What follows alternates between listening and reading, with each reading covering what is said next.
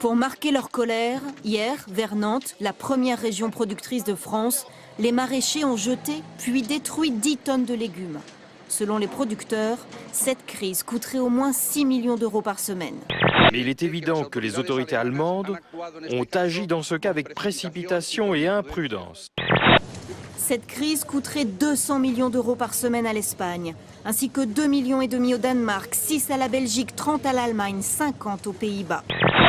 Rachida Dati hausse le ton et contre-attaque. La maire du 7e arrondissement de Paris s'oppose à l'éventuelle candidature de François Fillon dans la 2e circonscription qu'elle convoite aux prochaines législatives.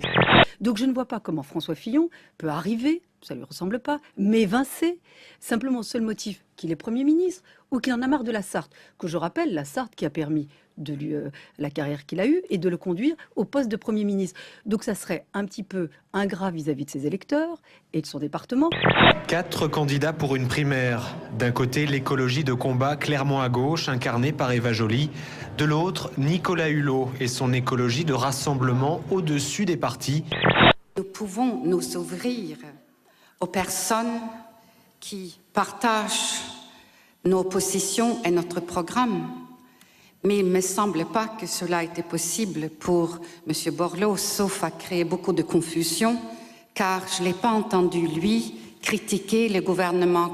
Est-ce que vous allez vous mêler plus de cette primaire en interpellant les candidats sur des sujets de fond? Non.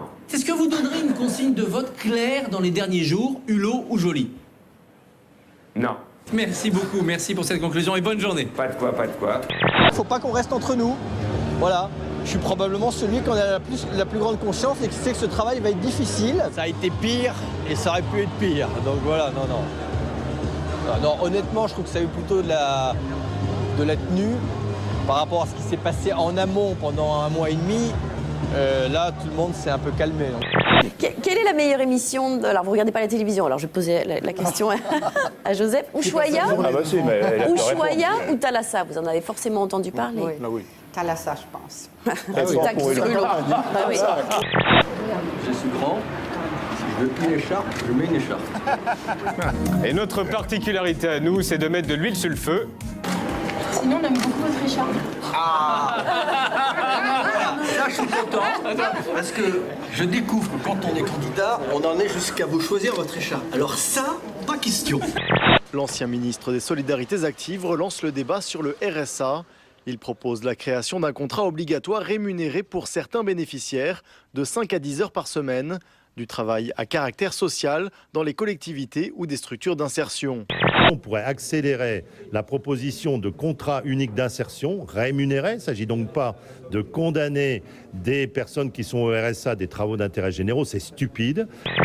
Sur les heures travaillées, on est dans une logique sur la proposition de Jean-François d'heures qui sont payées.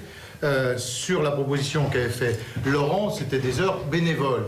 Nous sommes bien dans une logique de solidarité, de droits et de devoirs. Il est donc normal que ceux qui sont au RSA et qui ont la possibilité de travailler puissent apporter cette contribution personnelle à la collectivité. N'ouvrons pas des débats avec des raccourcis comme cela en disant tous ceux qui sont les bénéficiaires du RSA, faut les mettre au boulot. Enfin, c'est juste pas sérieux. Je vous dis, moi je préside un conseil général, je sais comment ça marche. Alors j'invite tous ceux qui font ces propositions à venir voir comment ça marche chez nous.